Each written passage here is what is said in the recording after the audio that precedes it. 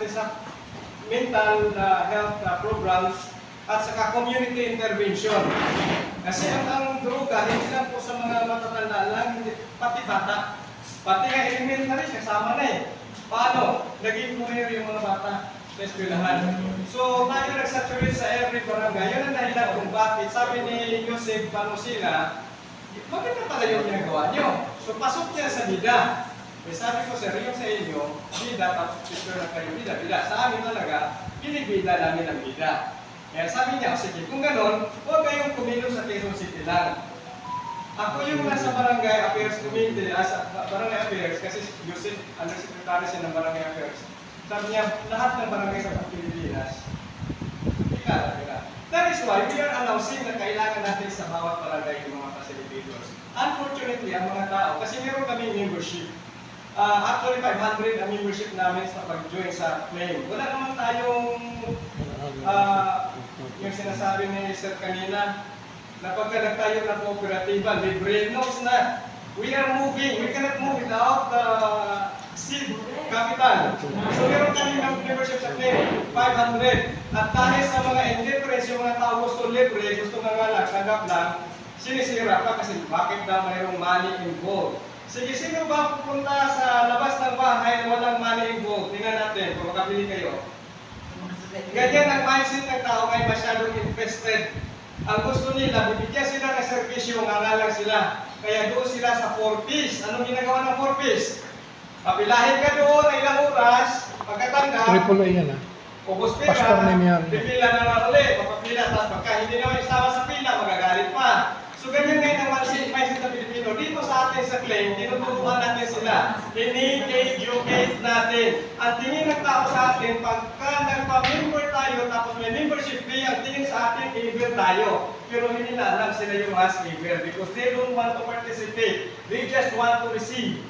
Right? So yan ang mga tao ngayon, ganun kasama. Sa atin naman dito, we educate people sa Christian leaders and ambassadors for international missions. Kung sunod man ito ibarangay sila doon. Ang sabi ng Panginoong Isus nga seek ye first the kingdom. Pag seek mo ng kingdom, kailangan mag-seek ka muna, di ba? Huwag mo lang ka itatanong, paano ka makapasok doon? Wala ka pumasahe, paano ka makapasok doon?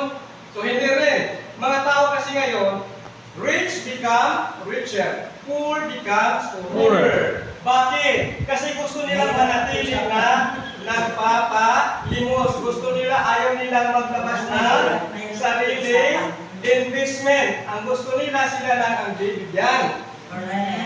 Oh, kaya hindi talaga aangat. Hindi aangat ang Pilipino. Ngayon, maliban din sa claim, sa Christian Leaders and Ambassadors for International Mission, ginagawa natin na meron tayong claim academy. Dito po natin tinuturuan, lalo na yung mga chaplains, mga pastor na iba-iba, mga simbahan para mabigyan sila ng trabaho sa bawat barangay. Ayaw din mag-join kasi may membership fee. Ang gusto ilibre. Ay, wala tayong magagawa doon. Di po ba? O, sino yung gusto mag-join? Ayun sa atin. Isa pa. Last night, tayo ng meeting natin kahapon, Sir Rene. Tayo ng meeting natin kahapon. Pumunta ako sa RLC, Robinson's Land Corporation. Pinakita sa akin yung mga bagong project nila.